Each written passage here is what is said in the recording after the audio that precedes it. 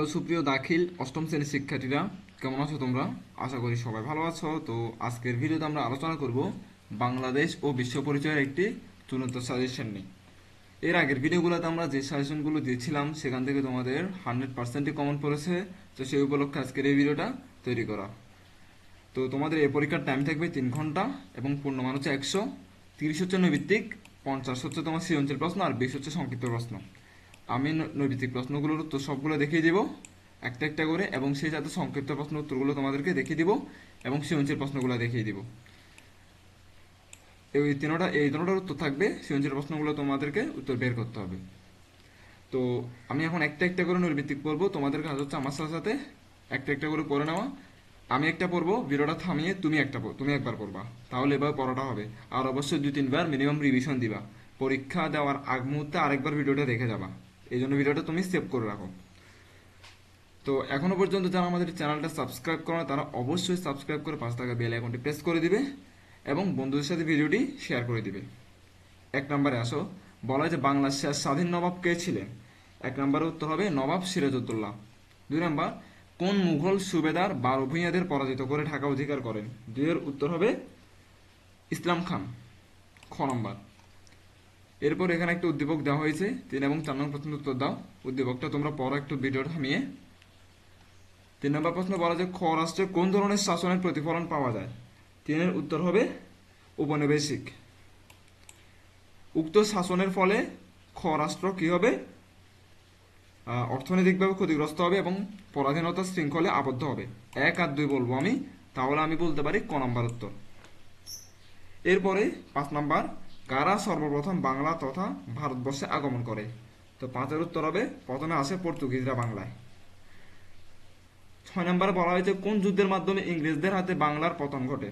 6-এর উত্তর হবে পলাশির যুদ্ধের মাধ্যমে ইংরেজদের হাতে বাংলার পতন ঘটে। পলাশির যুদ্ধে যখন সিরাজউদ্দৌলা হেরে যায় তখন। 7 নম্বরে আসো, সতীদাহ প্রথা বিলোপ করতে কে অগ্রণী ভূমিকা পালন করেন? 7-এর উত্তর হবে রাজা রামমোহন রায়। গ নম্বর উত্তর। ব্রিটিশদের ভাগ করো শাসন করো, ব্রিটিশদের ভাগ করো শাসন করো নীতির বহিঃপ্রকাশ কোনটি? 8-এর উত্তর হবে বঙ্গভঙ্গ রদ। বাংলাদেশে ঔপনিবেশিক যুগ ছিল কোনটি? হবে যে 1757 সাল থেকে 1947 সাল পর্যন্ত। কারণ আমরা 1947 সালে ওরা মানে চলে গেছে, ইংরেজরা দেশ ভাগ হয়ে গেছিল তখন। ঠিক আছে, মানে ভারতবর্ষ বাংলাদেশ এবং পাকিস্তান এবং ভারতবর্ষ আলাদা আলাদা দুটো দেশ হয়েছে। পরবর্তী 1971 সালে পাকিস্তান আবার 2 ভাগে ভাগ হয়ে একটা বাংলাদেশ হয়েছে, একটা বর্তমান পাকিস্তান। আহসান মঞ্জিল কোন নদীর তীরে অবস্থিত? 10 নম্বর উত্তর হচ্ছে বুড়িগঙ্গা নদীর তীরে। প্রত্ন সম্পদ বলতে কি বোঝায়? উত্তর হবে পুরনো স্থাপত্য শিল্পকর্ম এবং প্রাচীন আমলের মুদ্রা।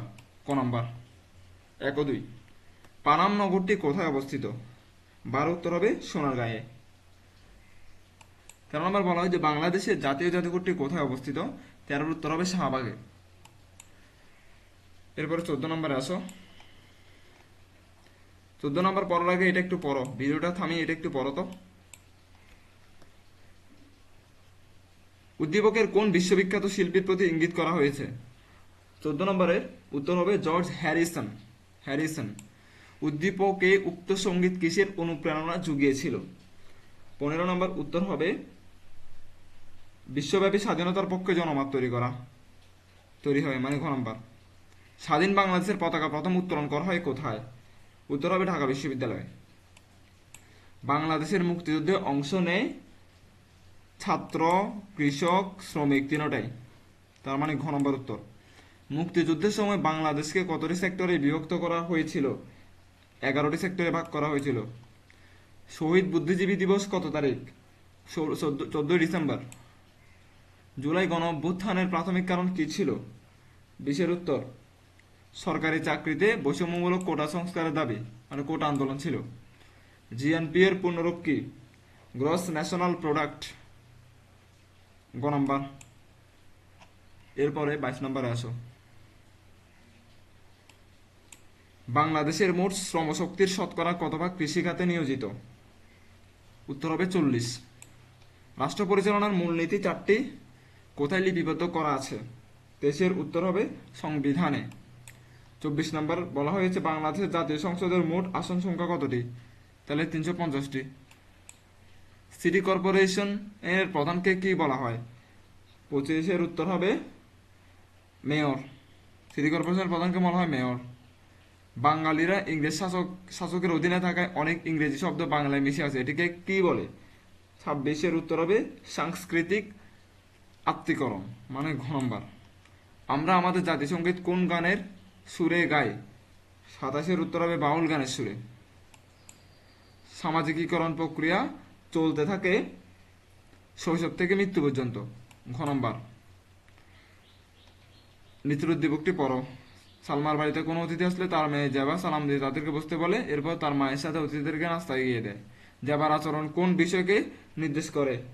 অনুকরণ। অনুকরণ কি? তার মায়ের থেকে দেখে দেখে শিখছে এটা। জেবার আচরণে পরিলক্ষিত হয় সমাজের কাঙ্ক্ষিত আচরণ করার প্রবণতা, সমাজের নিয়ম নীতি মানার প্রবণতা, এই দুইটা। তার মানে আমি বলবো 1 ও 2। এই গেল তোমাদের সংক্ষিপ্ত নৈর্ভিত্তিক প্রশ্ন উত্তর। এরপর আমরা দেখে নিব সৃজনশীল প্রশ্ন উত্তর। তোমাদের একটা একটা করে সৃজনশীল তোমরা দেখে নাও। আলফাতা গাইড বা লেকচার গাইড, আল ইমতিহান গাইড, যেটাই বলো না কেন গাইডগুলোতে 100% এগুলো পেয়ে যাবা তোমরা। তোমাদেরকে টোটাল 8টা প্রশ্ন দেখিয়ে দিব, তোমরা যে কোনো 5টা সিলেক্ট করে পড়বা, কারণ তোমাদেরকে যে কোনো 5টা প্রশ্ন উত্তর দিতে হবে। 1 নাম্বারটা দেখে নাও কোথা থেকে আসছে। ক নাম্বার আর খ নাম্বার ডিরেক্ট মুখস্থ থাকতে হবে তোমাদেরকে, বানিয়ে লেখার কোনো অপশন নাই।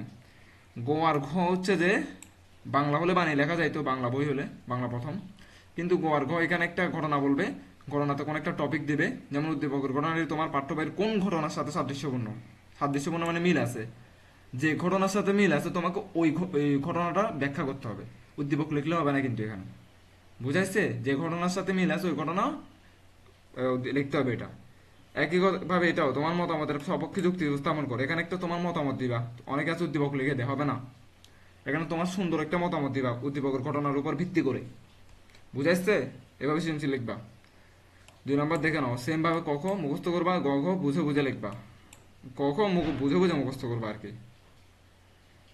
3 নম্বর দ্বিতীয় বিশ্বযুদ্ধের চিত্র এটা, আর এটা আমাদের বাংলাদেশের মুক্তিযুদ্ধ চলাকালীন, বুঝছো না? তাহলে এটা তোমরা গাইডে পাবা, এগুলা যে কোনো 5টা প্র্যাকটিস করবা। এই 4 নম্বর দেখে নাও, জাতীয় ধারণাটি ব্যাখ্যা করো। 2024 সালে বাংলাদেশ সাক্ষরতার হার কত ছিল? এই যে তোমাদের 5 নম্বর সৃজনশীল। এরপরে এটাই 6 নম্বর সৃজনশীল। এরপর এটা 7 নম্বর সৃজনশীল। জুম করলে তো আবার বিপদ হয়ে যাবে, এটা আরেক প্রবলেম না? আচ্ছা দেখা যাচ্ছে। তারপর এটা 8 নম্বর সৃজনশীল। এই গেল তোমাদের সৃজনশীল অংশ। সৃজনশীলের উত্তরগুলো তোমাদেরকে সব দেখিয়ে দিলাম, স্ক্রিনশট নিয়ে গাইড থেকে বের করে 5টা প্র্যাকটিস করে যাও। সংক্ষিপ্ত প্রশ্ন উত্তরগুলো বের করা যেহেতু তোমাদের জন্য ঝামেলা, এই জন্য এগুলো উত্তর রেডি করে রাখছি আমি। মান কত? 20। 15টা প্রশ্ন দেওয়া আছে, যে কোনো 10টি প্রশ্ন উত্তর দিতে হবে, 1 থেকে শুরু করে এই যে দেখো তাহলে 15টা প্রশ্ন এখানে দেওয়া আছে। তো চলো আমরা ডিরেক্ট 15টা প্রশ্ন উত্তরগুলো দেখে নিই। এই যে 1 নম্বর উত্তর, প্রথম প্রশ্ন ছিল ইংরেজ শাসনকে ঔপনিবেশিক শাসন বলা হয় কেন? সংক্ষিপ্ত করে লেখা আছে, তোমাদের কাছে যদি এটাও বড় মনে হয় তাহলে এতটুকু দাও। এই যে ঔপনিবেশিক শাসন বলে এতটুকু দিলে হবে, 2 দিয়ে দিবে। 76-এর মন্বন্তর বলতে কি বোঝায় ব্যাখ্যা করো, এতটুকু দিলে চলবে এটা। 3 নাম্বার ঐতিহাসিক স্থানগুলো আমাদের ভ্রমণ করা উচিত কেন? তারপর 4 নাম্বার স্থাপত্যকর্ম বলতে কি বোঝায়? এরপরে 5 নাম্বার অপারেশন চার্চ লাইট কি ব্যাখ্যা করো। ও 25শে মার্চ রাত 1971 সালের যে আমাদের উপর যে গণহত্যা চালাইছিল রাতে, সেটাকে মূলত বলা হয় অপারেশন চার্চ লাইট। জুলাই গণঅভ্যুত্থানের প্রধান 2টি কারণ লেখো। কোটা আন্দোলনের কারণে এবং দীর্ঘদিনের দুর্নীতির কারণে, 2টা কারণ ব্যাখ্যা করবা। জিডিপি ধারণাটি ব্যাখ্যা করো। ঠিক আছে, কোন একটা দেশের মানে মোট উৎপাদিত পণ্য বা সেবা আর্থিক মূল্যকে জিডিপি বলা হয়। প্রবাসী এবার রেমিটেন্স বলতে কি বোঝায়? প্রবাসী আয়কে ইংলিশে রেমিটেন্স বলে, এই যে লেখা আছে রেমিটেন্স। 9 নম্বর সংবিধানকে রাষ্ট্র পরিচালনার মূল দলিল বলা হয় কেন? কারণ সংবিধানের ভিত্তিতে পুরো একটা রাষ্ট্র পরিচালিত হয়, আইন কানুন শাসন ব্যবস্থা বিচার ব্যবস্থা সবকিছুই। বিচার বিভাগ বলতে কি বোঝায়? তারপরে সংস্কৃতি বলতে কি বোঝায় ব্যাখ্যা করো। 12 নম্বর দৃশ্যশিল্প বলতে কি বোঝায় ব্যাখ্যা করো। 13 নম্বর বাঙালির প্রথম সাহিত্যকর্মের ব্যাখ্যা দাও। এবং 14 নম্বর সামাজিকীকরণ বলতে কি বোঝায়। ফাইনাল আনসার 15 নম্বর বিশ্বায়ন বলতে কি বোঝায়। সো আমি তোমাদের টাইম খাইলাম না, তোমরা স্ক্রিনশট নিয়ে নিজেরা পড়ো না, পুরো বাংলা তোমরা নিজেরাই পড়তে পারবা। কথা বুঝছো? এবং তোমাদের পরবর্তী পরীক্ষা কি সেটা কমেন্টে অবশ্যই লিখে বলে দিবা, সবাই কমেন্ট করবা, প্রত্যেকের পরীক্ষার নাম, পরীক্ষার তারিখ, কী বার সেটা লিখে দিবা। তাহলে পরবর্তী ভিডিও তোমরা সবার আগে পেয়ে যাবা। ক্লিয়ার? এবং চ্যানেলটি অবশ্যই সাবস্ক্রাইব করে রাখবা যেন ভিডিও ছাড়লে তোমাদের কাছে নোটিফিকেশন পৌঁছে যায়। তো আজকের ভিডিও এতটুকু পর্যন্ত। ধন্যবাদ সবাইকে।